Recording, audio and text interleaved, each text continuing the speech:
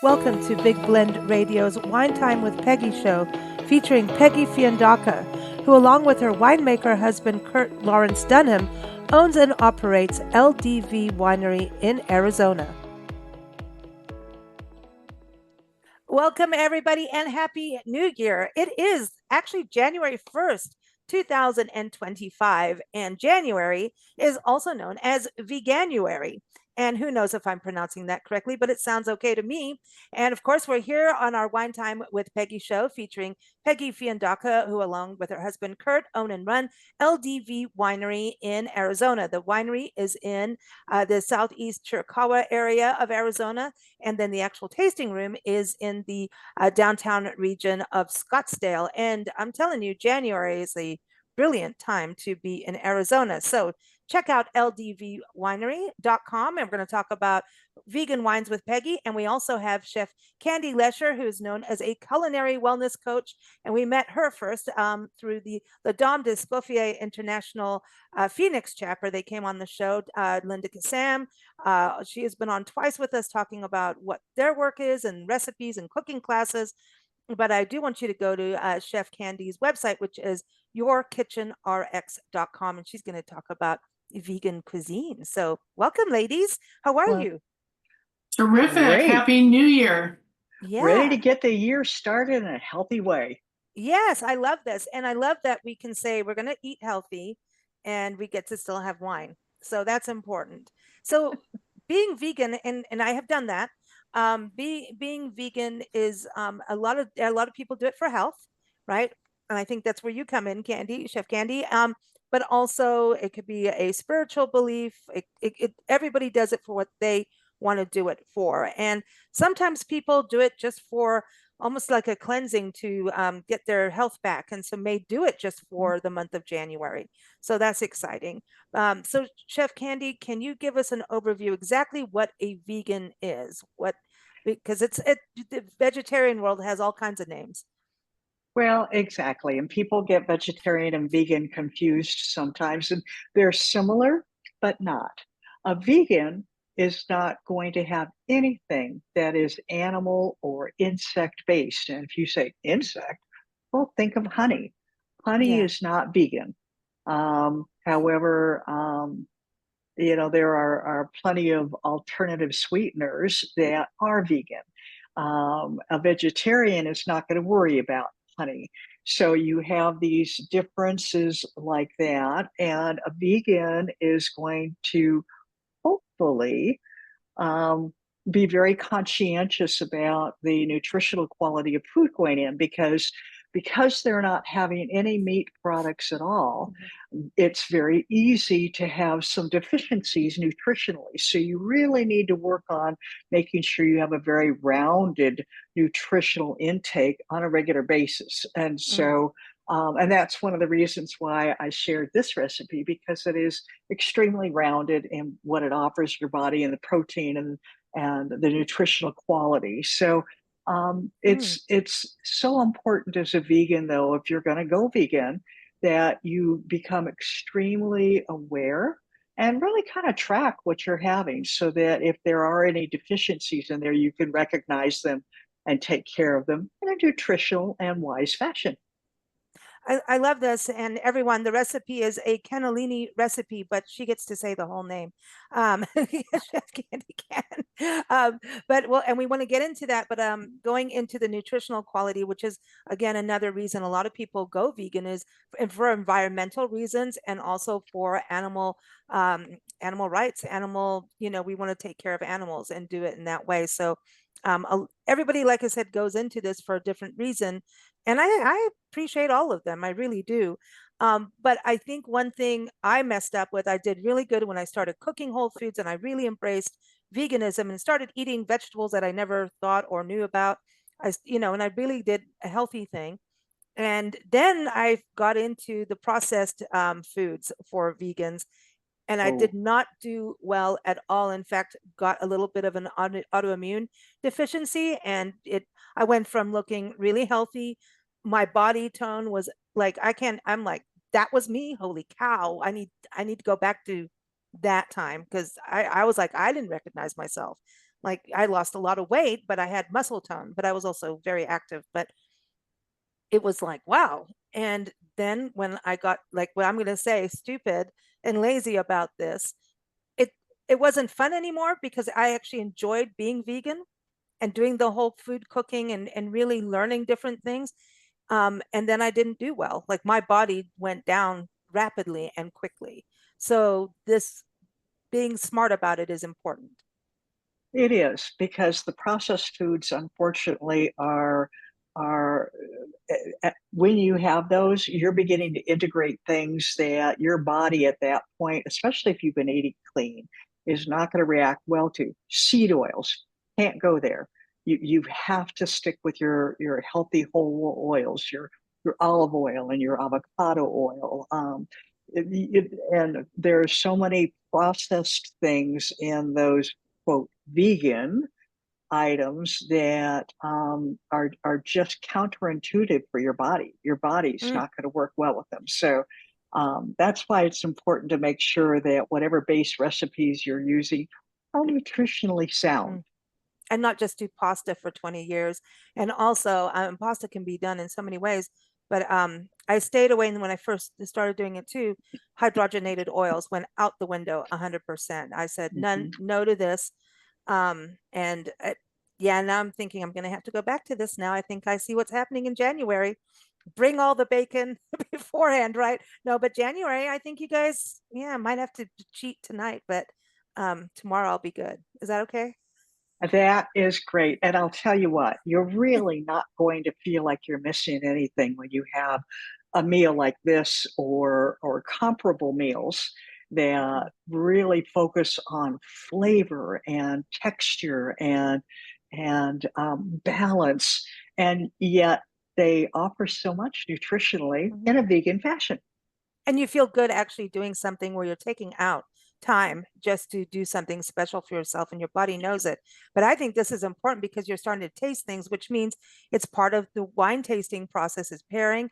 tasting. So instead of just, stopping at a fast food and all of that kind of thing, we're actually being very we're taking time with what we're doing and have putting value into it and appreciating the quality, which goes to Peggy's wines. I mean, LDV winery quality. I mean, period, which are vegan. And I love talking about vegan wines because everyone just goes, well, wine is automatically vegetarian or vegan.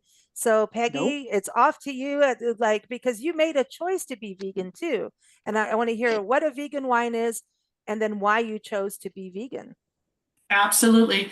Personally, I am not a vegan, but I am all about uh, purity and eating as pure and drinking wine as pure as possible. So when we started the winery, we said we're going to make since we control the entire process from the seedling all the way to the bottle of wine leaves our tasting room. We control the entire process.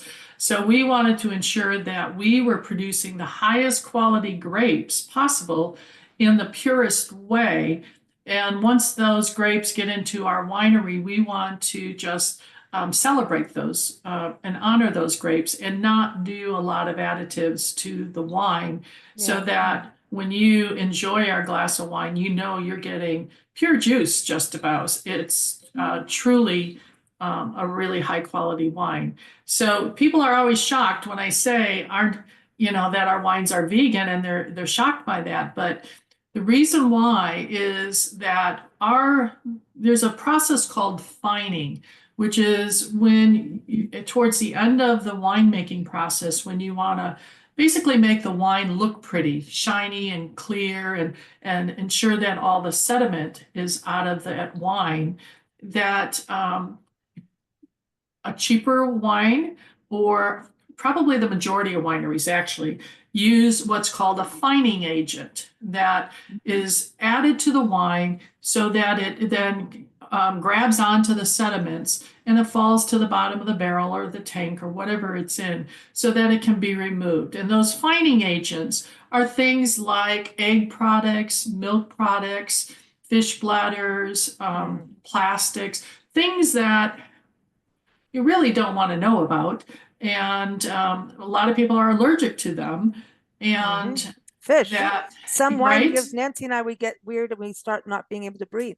Correct, correct. And legally, a winery doesn't have to tell you that they use those products in the winemaking process. Wow. And there will always be residual in the wine, even though they put it into the wine, they fine it, they pull out the sediment, there's still going to be some residual left in the wine. We don't do that. We do a gravity process that over time, since we age our wines a long time, over time, the sediment sinks to the bottom of the tanks and we remove them every 60 days, basically, in our process. So it's a much more natural. So you're going to get potentially in our big reds as they age, you're going to get some sediment in the bottle, but that's just Bitsies. that's those bitsies that say that your winemaker loved you because they're taking good care of the wine and not putting any additives. So we go so far as we don't even use manure in our field to because again, then you'd have residual on your grapes that then come into our winery. So our process from the field to the bottle is pure. We do And very little additives. and that it goes also to your dedication to keeping your natural environment pristine as well. So you try really hard Correct. to not bring in like 10,000 chemicals and things like that into. Absolutely. Absolutely. And our soils are the one of the most important part of our vineyard. And so we are 4 times a year, we do a chemical analysis of our soils to make sure that they're healthy. And we do additives to the soils to make sure all of the minerals are in balance in our soils. Again, it starts from the soil and we produce really high quality grapes and we take care of them once they're in the winery. So, ours Wow. they're vegan, gluten-free, zero residual sugar, and the very low sulfites. Oh, see, I love your wines. You know, Nancy, and I love your wines. It's like, I know. it's like they're babies to us. These are just amazing. You know, you want to share them with special people in your life or new friends. It's a good way to make new friends. You go, I got a Right, bottle of LDV. What do you have? Okay. right. Right, and I don't think we're shortchanging the taste of those wines in any way. Mm-mm. They're very intense, fruit forward wines.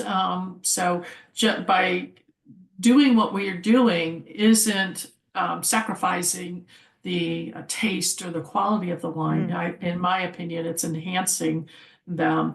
And so many people say I'm allergic to red wine. And they point to the sulfites as the culprit for their allergies. Most likely, it is not. So few people are truly allergic to sulfites that it's most likely the fining agent that was used in Wow. that wine that isn't labeled on that bottle like a nutrition label is on other products. So most likely they're milk intolerant or egg intolerant, and that's what's causing the allergy, not the sulfites. Yeah, some people get headaches from red wine, and I haven't. If you have if you have good red wine, you don't. And I wanted to ask you too. You know, people getting the, that oh, the red wine gives me a headache, or I get sick with that, or whatever. It's not. It's about keeping it clean and pure. And for us, it feels good. I mean, look at what I was just saying about eating whole and healthy, non-hydrogenated. And here you are also keeping with the environment, because when you're talking about the fining agents, you're talking about plastics, and plastics are not good for our bodies either. I mean, we Yeah. need them for certain things, but environmentally, as we're dealing with climate change or global warming, whatever anyone wants to say, whatever's going on with the environment, we know that plastic is not good. It's not good for the soil. It's not good for our bodies, and it does leach out. So I love that you're not working with that in there. I know Yeah. plastic is everywhere in everything we do, but Right. that's one of those things. I was looking at that with a mayonnaise jar. Nowadays, now we have to have double the plastic on a mayonnaise jar so we can have it upside down. Yeah, make your own. Make your own. It's Yeah, so get easy to make oh, your own oh, there you mayonnaise. go. And you can do vegan mayonnaise too on your own. Yes, it's so easy. I mean, we forget how easy it is to prepare really nutritious and wonderful foods that have taste and is good for your body. And it just takes a little bit of time. And if you do it and celebrate that process of making great wine like we do, or making your food, it's an honor then to enjoy it with friends. So Absolutely. it's easy to do. It just Mm, takes a little bit of time and thinking about it mm, ahead of time. mhm. A lot of people are allergic or get a headache from wine. It's usually they get dehydrated, and it's that second bottle of wine that they just finished that's going to give them a headache. Or But they had 3 cocktails before dinner, wine night. correct. So I Yes, always say have a glass of wine, but then drink a glass of water. If you're going to have so your true. second glass of wine, follow it up with another glass of water so that you keep hydrated. Yeah, that's a really good point. But I think it's a small percentage of people in the Right. world who deal with this, very small. But I love your attention to quality and thinking of the environment and thinking of, your clientele's health, healthy being and what Correct. works for them. Doctor, I say Dr. Candy, Chef Candy. Well, you are a doctor to me, because you're using food as medicine, right? As part of your wellness journey. Exactly. So making your Exactly. own mayonnaise, doing those basics, that was part of it for me as a vegan, because when I started to look at things like mayonnaise, I started looking at, they have all these different things in there, and I'm like, okay, we're back to more than 3 ingredients on Yep. things like that. So is that part of it, is kind of doing some of these things from scratch and learning to enjoy it and take that time and have a glass of wine while you're doing it. Absolutely. I mean, the best way to cook is with a glass of wine in your hand. I'm just saying. Yeah. So, especially when it's a great glass of wine like LEV. Um, and one of the things too on creating everything from scratch, what you learn to do is learn what's important to do from scratch. For instance, mayonnaise, especially if you're vegan, make your own. Just Mm. make your own. And there's plenty of recipes out there. You can find some great ones. Some people can't have soy, and a lot of the vegan mayonnaises will use like a soft tofu as part of their base. So, but there's so many other options and ways of doing things. So what you do is you just go through and find the things that are important to you that you use a lot. And that's one of the things I always remind people. If you're going to eat it a lot, make it the best quality. For instance, people who eat apples all the time, they eat an apple a day. Good for you, but definitely make sure they're organic. If you Mm. eat one apple a month, it's probably not as important to make sure it's organic. But the things that you eat a lot of, Oh, that's a those good are the point. things that you want to have come in clean. Like your And wine, so, then, definitely. like your wine, If it's a high exactly, priority, you want good, clean wine. Well, exactly. that's the thing also. You're making a really good point too on the fact of learning about what is it that you really like. We travel full time, so whenever I'm in the store, I'm always going, like, looking at where we are, what can we make, what can we do, what's quick, what's easy, maybe, sorry. And then it's like, okay, wait, well, we could do this salad, and we can, avocados are my go-to for absolutely everything.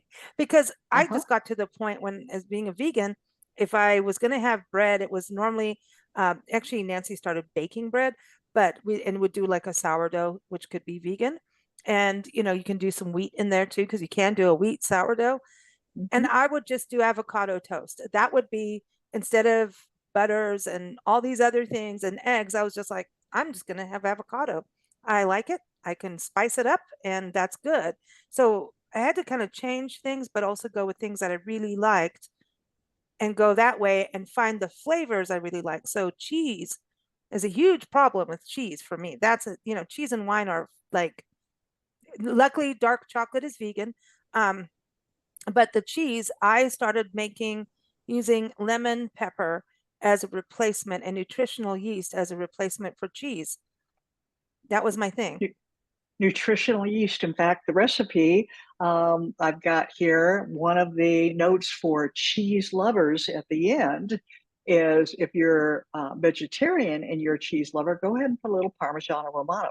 If you're vegan, then you want to add nutritional yeast. But again, we're talking about pumping up the nutritional value, and especially for a vegan, utilizing nutritional yeast is very important because it's got such a nice, great profile of nutrients that are important, especially Mm, if you're vegan. mm. So let's talk about the cannellini casserole. So this is great because it's a casserole, which means there's leftovers, right? So let's Well, talk about not this. Not, no? no, not necessarily. Oh, Casserole does not necessarily mean leftovers. Casserole is oh, how it's presented. So this can go into a casserole dish, but it can actually be just a threw it together for the family, put it in the bowls things. You don't have to present okay. it that way. But because we're kind of in that holiday season, and because It's cold. when you're getting ready to make great changes in your life, sometimes being a little better to yourself makes you feel it's like I'm not denying myself. Look how beautiful this is. Look how the great presentation and the aromas from it. And sometimes you kind of have to nudge yourself on the back a little bit to take those extra steps into that next healthy realm because that's not easy. Let's face Hmm. it, it's not. So give yourself those little extras. For instance, the beautiful toasted sunflower seeds on the top if you don't want to have breadcrumbs because you're gluten free. Take that little extra moment to toast the sunflower seeds and put it on there, and you're like, oh, that made it taste even better. And you feel happy that you're having it, not, oh, this is what I have to Mm, have because I have to be healthy. That isn't what we're looking for. We want happy food. You can enjoy a great glass of wine with this. That's what we're mm. looking for. So the cannellini bean, as I recall, has a really good texture. It's a like a meaty bean. Or am I wrong with Actually, this? a cannellini is the best description of it is a white kidney bean. Now, cannellini beans are actually much more buttery, and I prefer them heads and tails above kidney beans. But the the the good part about cannellini beans, um, and the bad part is that there really are good canned cannellini beans. I would love it if everybody would search out good organic cannellini beans, soak them, and gently cook them with maybe a little bit of garlic and a little, Mm, sea salt. But not everybody has time for that. So the canned cannellini beans are actually a very good substitute. But I always ask you to look for organic. Ask me why. why? Okay, because the organic cans of beans don't have the BHT on the inside of the Okay, cans. great. That's why. Mm. And that's again going into that plastic stuff that we don't want in our bodies, right? That is Yeah. correct. That is Mm. correct. So Mm. that's why I always remind people if you're going to buy canned beans, pay that extra 20 to 40 cents a can and get the Mm. organic. Ah, good, good, good stuff to know. And I love the ingredients in here. You got that little bit of lemon. That's what I always go to. It's that the black pepper. You've got shallots, and I just learned to cook with shallots about a week ago, and it was fun. Oh my gosh, the flavor. You know what? Huge. I learned all about. Okay, so in England we used to have those little pickling onions, those little pickle onions, Mhm, mhm. and pearl onions. Yeah, and they were always Correct. being pickled. That was like Hmm. pickled onions are like pickles in this country, but pickled onions are a big deal there, or it was when I was growing up there. But so I was like, oh, these are, I don't remember having these fresh. Well, so now of course I go crazy. Sweet onions. It was all we were doing with Melissa's produce. We had a ball, made our upside down pineapple cake. I don't know if that was vegan, but it was kind of close. I think you could make it vegan. Um, it was a fresh pineapple, no cans. Um, but when it came to these onions, I was actually being able through this cooking process taste the difference. Wondering, okay, let's use some in a salad to see what the difference is. Then cook them, saute them. Oh my gosh! Oh, I'm like an onion freak. I want them all. I like Well, garlic. Bring them.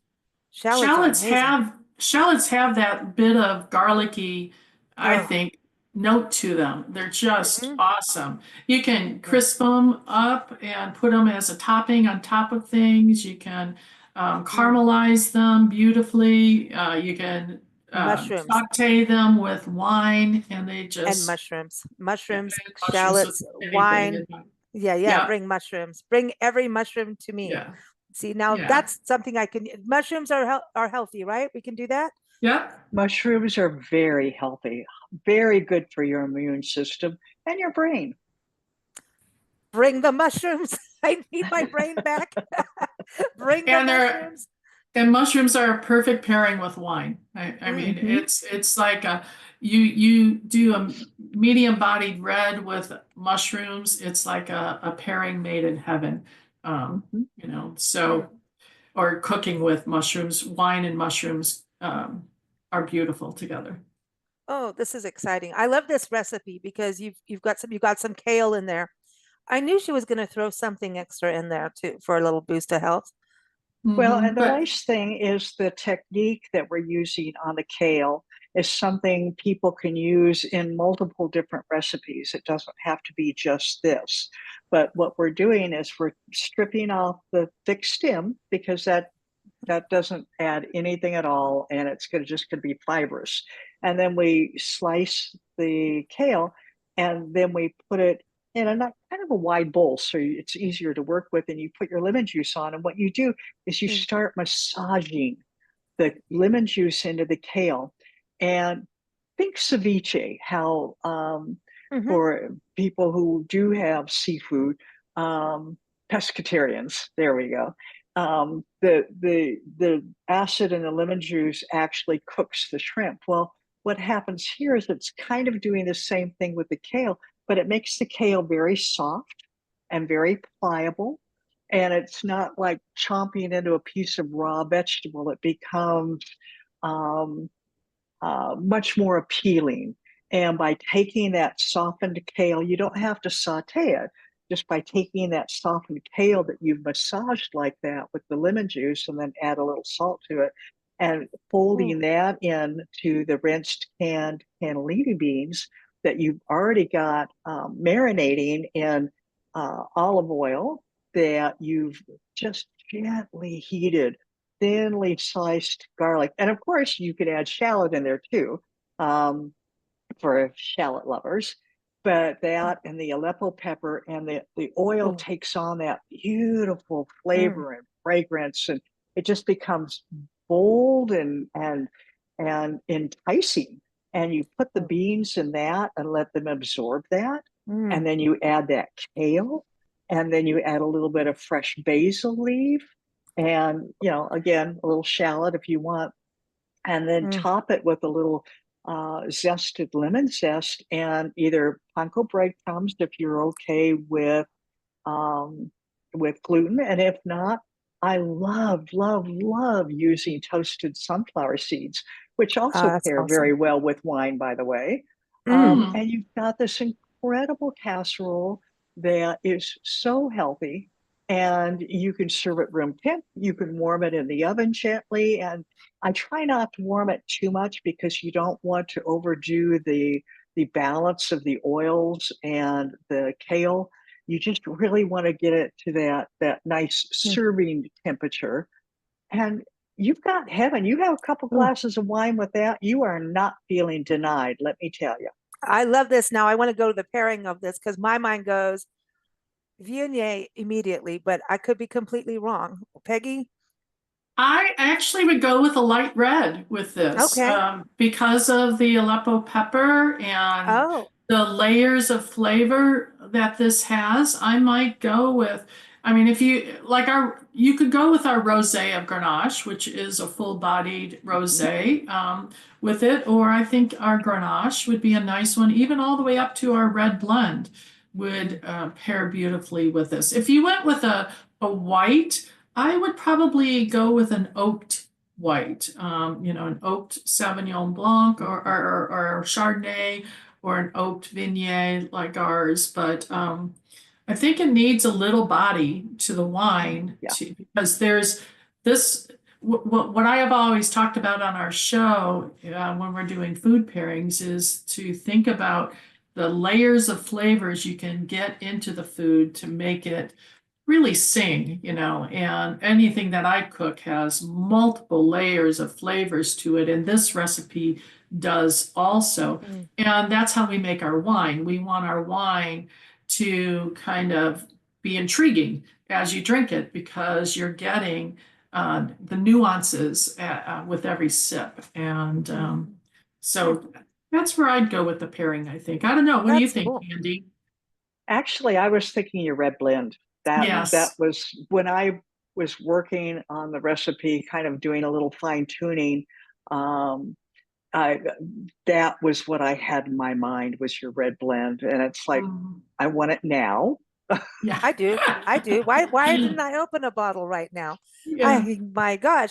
But a red blend is perfect because it's a blend. See? Right. So I'm just saying. But I Yep. wanted to go back to the doing the reds like you were talking about because with beans, there's always this earthy quality to them, same as the mushrooms, depending on how they've been prepared. So Mhm. isn't that also a pairing just on earthiness with like your red wines, Peggy? Just because it's not like a heavy earthy. This is a light No, earthiness. Does that exactly. make And sense? no, it does. And I think what I love about cannellini beans is that butteriness of them. It just has this wonderful mouthfeel. And because I am not a bean eater, just the only ones I like are cannellini beans and Wow. black beans and those multicolor red beans. I can't think of what they're called, but The Anasazis, no, I can't think of what the they're called. But pinto. Okay. no, no, no, no, no. But the butteriness, so you need a wine that's going to be able to cut through that butteriness and complement that. So you don't want too light of a wine, too acidic a wine would, I think, clash with this. So that's why I went to more of a blend or a lighter red would go beautifully. Oh, and the best thing is you could just sit there and taste away on the different wines and figure it out that way. And Yeah. don't forget, start with the Viognier as you're cooking and then graduate to the reds, you know, as you get You to know, the actual dish. this past for our Christmas holiday party for my staff, we had them all over the house and I cooked for them. And half of them are either vegans or pescatarians or Wow. um, um, vegetarian. So and I am not, but it was a lot of fun for me. So don't be afraid to experiment, even if you are not a vegan. So what I did was I had the main course, which I had a protein for, I had prime rib for those that ate beef, but I had salmon, herb crusted salmon for those that would eat fish. But then all of my sides were grains or salads, and they weren't just the same old. I think you fall into a rut when you just okay, I'm just going to serve them a pasta salad or I'm just going to serve them potatoes or whatever. But I did not want to do that at all. And so my new favorite grain is farro. And so I made this wonderful farro and corn salad. Oh, It's one nice. of the sides and made a beautiful green salad with apples and pomegranate and cranberry Oh, and a wonderful hmm. dressing that, and then made a black bean and green bean or haricot salad with this wonderful mustard dressing on it, and everyone enjoyed that, even though the salads were all vegetarian or vegan. Everyone around the table enjoyed them and never felt like they missed out on something at that dinner. Oh, The man, key is that farro farro grain is there, awesome. there's a recipe I think we have for farro with apple as a salad, Mm, and it's like a vinaigrette too. I mean that no one talks about that very often. You never hear about that, Peggy. That's awesome. yeah, So it's you it's had an one of those. adventure. I had an adventure. It was a lot of fun, and The key was it had a lot of fresh herbs in it because we Mm, have a wonderful garden I grow all kinds of herbs. We use the apples from the vineyard in the one salad, and the key is the layers of flavors, mm, so that it's just not a one note taste, that you're getting multiple flavors in it. And the farro is really a high fiber, high protein. It's a Mediterranean ancient grain. It's anti-inflammatory, so I think mm, I think Candy, you would approve. mm. Actually, one of my favorite little salads that I do as a side is the farro, but I take the kale that I've told you ah, about in this recipe and finally chop it a little bit more and lots of fresh parsley and green onion, and it's kind Ooh. of a unique, almost like a tabbouleh because you've mm. got all these vegetables and the lemony kale and so you said farro and my brain went yay. Yeah, I yeah, know. Yeah, that's this didn't have, this had arugula in it. It didn't have the kale, but I probably offered the same kind of flavor to it, and it had lemon zest also in it. It's just wonderful. ooh. Ooh, okay, you're all making me hungry now. Now, what can we do with jicama now? Let's bring out the jicama. That's one thing I ate. I started going from potato chips to making my own jicama chips by slicing Mhm. them and then putting a little bit of lemon. You just dip Mhm. them in the lemon and then dip them in the different chili powders. And then I started getting Right. into making my own spice blends. I don't know. I was like, well, I want a little bit of this because that's I love to make chili. And so when I make chili, I'm using curries and cumins and I'm using it turns into an African dish, like a North African thing. It's interesting. It's a good I, word. and I think we've talked about in the past, I've given you my secret to jicama tacos, right? That's right. Where I you slice the jicama on the really, really, really thin on the whatchamacallit, the slicer. Mandolin. Mandolin, thank Mandolin. you. I Yeah. couldn't think of the name of it, on the mandolin, and soak them so they're pliable. And they make incredible shells for shrimp tacos.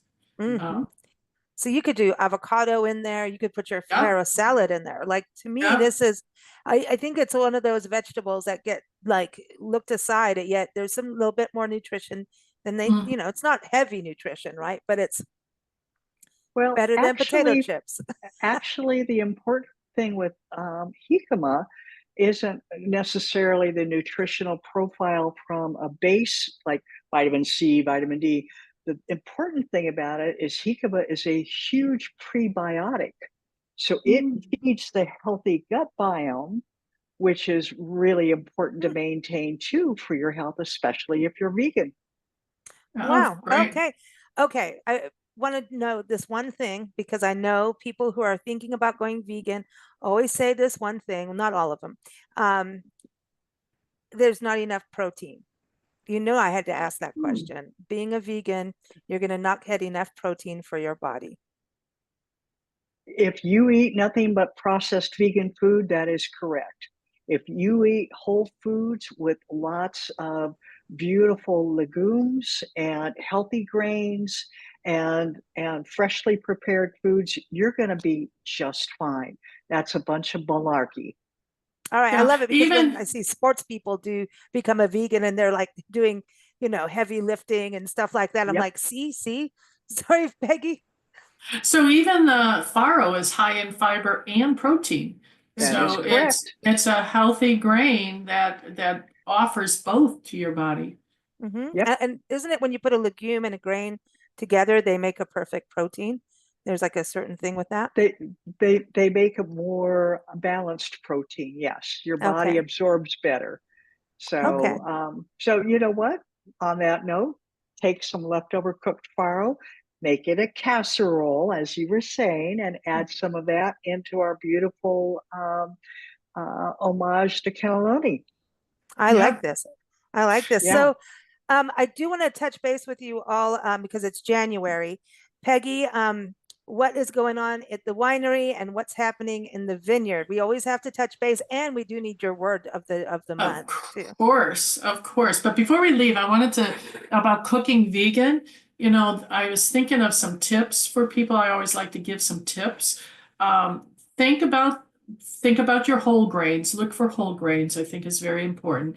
When you're choosing your vegetables, don't just steam them. Roast your vegetables with herbs or stir fry them with a good oil. Try something different and mix your vegetables. Don't just throw some potatoes in the oven and call it a day, but roast your cauliflower with carrots and celery and herbs. Make your own vegetable broth. It's easy to do. You can walk away from it and let it steep on the stove, and use those roasted vegetables that you did to make your veggie broth. Don't buy over-the-counter vegetable broth. Learn to blanch your vegetables properly. I think you'll enjoy them better when you learn. Explore all the squashes. I think we recently did a show on squash and or recipes on squash. There's so many wonderful squashes, especially at this time of year to explore. And then get familiar with herbs and spices and seasonings. And that's how you begin to add the layers of flavors to your food. Those are my It's tips part of the for, adventure. That's yep, the adventure. mhm. That is really So, the adventure, is starting to learn what you like and what you don't like. It's okay to not like right. something, you Right. know. So what we're doing in the vineyard, it's my word of the day is dormancy. Oh, It's right now the vineyard looks like it's dead. You know, the vines are dead, but sleepies. they're all kind of tucked away, and it's a crucial phase of the life cycle of a vine, is that it helps them prepare for the next growing season. So dormancy is a very important part. It usually starts in December and heads all the way through March when we start getting the vines coming to life. It allows them to grow new roots and to absorb new nutrients. So in January, we'll test the soils to see how depleted they might have been from the past growing season, and we'll do some augmentation of the soils. It also, the vines are converting the sugars to starch in the trunks and in the roots. And so that's an important part. And they are, hardy plants, so because it does get cold at the vineyard. It hasn't gotten too cold yet. And in fact, we still haven't gotten a lot of rain. So we're still watering the vines. But the canes and the cordons, the canes are the ones that go up and the cordons are the ones that go vertical. They're turning brown. And of course, the leaves are gone. And they're put to sleep until bud break in the spring. Cool. Well, everyone needs a break, right? This is part Yeah. of it. And that's how I think about cooking, is like it's a way to take a break from everything going on in your life. Put some music on, start cooking, drink Mhm. some wine, have a conversation if you can. Some of us can't have a conversation when cooking, but if I do, I may blow things up. But it's awesome. It's this. I love this adventure story today. This conversation, and so the winery at the actual tasting room. All right, so I want to make sure everyone understands. I know the holiday season is over, but you can drink healthy wines, and it is still shipping season. And you want to know this Yes. because at a certain point, when it gets too hot in the desert, Peggy cannot ship you wine. So you need to Right. stock up now. Yes. Just saying. Yes. Please get on our website. You can order online or just give me a call. You'll get me when you call. But we'll be able to ship till May, probably the beginning of May. And so stock up. Perfect time to come to Arizona in the wintertime. Perfect time to come visit LDV in downtown Scottsdale, where we have a great patio right in the midst of all the activity that's going on. There's all kinds of festivals, sporting events, golfing tournaments, Arabian horse show, all kinds of things happening. in Arizona, in the Scottsdale region. So come visit us, plan a trip to Awesome. Arizona. Awesome. Awesome. So I want to go over to you, Chef Candy. Tell everyone how you work with them. So if someone's looking at going vegan and maybe has, oh, dietary, it's like for me, I can't eat tree nuts, which really sucks when you're vegan. It really sucks because I love cashews and macadamia nuts and all those wonderful things. But maybe once I clean my system out, it won't be so bad. So yeah, how do you work with people that maybe be wanting to do this kind of change? Well, what I do is I help clients who have usually they're hitting they've hit a devastating milestone in their health. Just an example. Oh my gosh, suddenly this person has diabetes, and they're like, the doctor gave me this stack of papers, and they said, this is what I need to do now. How do I translate that into my chicken fried steak and pizza diet? And it's like, well, let me help you. So I take them by the hand and we start working through and figuring out what it is they don't want to give up. So we come up with an alternative that gives them the same satisfaction, but isn't going to kill them, literally. Right. And we start walking through step by step. I don't prescribe a diet. What I do is I help them meet what their medical professionals have said they need to do. And I Okay. help them find that path to get there because there's a huge gap between that stack of papers they give you and what you're currently doing that's And all put you in those this terms. situation. Yeah, well, you know what? Those stack of papers is like reading labels in a grocery store. Once it's past that three or four ingredients, I'm like, I'm out Yep. of here because now I feel like I'm going to end up in that stack of papers.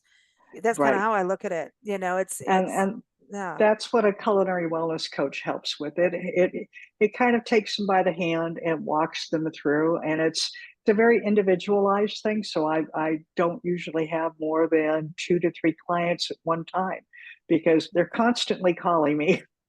It's Yeah, like, you get that 7 a.m. phone call. I have to go here today, and this is what they're serving. How do I get around? So you're constantly helping them, but usually it's by about month 3 or 4, they're pretty much ready to walk on their own. They've gotten the feel for it, and I'm mhm. always excited to let them go off on their journey. And then they call back after a month or so and go, "Yeah, kind of ran into this snag. How do I get around it next time?" And we continue to confer, but it's basically just getting them on the right path and helping them to start taking those first steps so they can be self-sufficient and Mm. autonomous. I love this. I know we do our shows with Dr. Jackie Ubani every second Wednesday. She comes on and she's a cardiologist, and her whole thing is like, look at the Mediterranean diet, look at whole foods, look at, she said, it's if you've got diabetes, you're on your way to be hanging out in the heart disease department, and we don't want you there. So it's all connected, she said, all of it, because it all ends up with your heart. And diet is one of the very first things you can change. You don't have to That be an is athlete. correct. If you are not able to be an athlete, start with your diet, right? And it's fun. It is, but it can be very overwhelming. People are like, Mm, I too much. I can't do this, and that's where someone like me comes in because I'm like, okay, let's break this down. Let's not look at 5 screens of pictures here. Let's break this down to what you're doing, mhm. where we need to get you, and how we get you there. Because to say, look at the Mediterranean diet is great for someone who's interested in food and nutrition, but usually the people who are needing that are not. Yeah, So it's helping them to digest. It's taking a bite of the elephant one bite at a time, and not nice. overwhelming them. Mm. And And that's what you do. yeah, I do want to close with this too. My tip is, if you're going to go vegan or you're going to change your diet, like when you say step by step, one bite at a time, don't don't beat yourself up if you turn around and eat a piece of chocolate cake. Get on with it. And if No. if you're gonna break the habit, the good habit, and you're gonna have that chocolate cake, you better have really good wine. Go to Peggy. But really enjoy it. Don't put yourself down while you're being naughty. if you're going to be naughty, go for it 100%, right? But then tomorrow, don't worry about it. Move on and just get back on the horse. I have to tell you, because I think I may have told you this, Peggy, when I was vegan. I mean, I was like insanely strict, and I got really. It actually caused more stress, and it was because, like, yep. Anyway, so my one friend and I, and we were musicians and everything. We finished a gig, and at this lodge that we used to perform at, and there was this wedding, and they had leftover carrot cake. I don't know how that can ever happen, but there was this carrot cake. It's like 2 in the morning, and Carl and I looked at each other, both of us vegan. Both of us have been trying this, and it was like a whole group of us really trying to do it for all kinds of reasons. And we looked at each other and we're like, we're in. We dive bombed that carrot cake. Everybody else at the bar was like, give us some. We're like, no, no, this is ours. We ate it. Like, and that was not good. That was not a healthy thing to do. Your body doesn't even know what to do with all of that. So it's like, don't overstress yourself too. That's kind of my point, because you will eat the whole cake, and you don't need to eat the whole cake if you're going to be bad, you know? So it just, you can have healthier. I know you can bake as a vegan. You can. And the whole bottom line is just be gentle with yourself.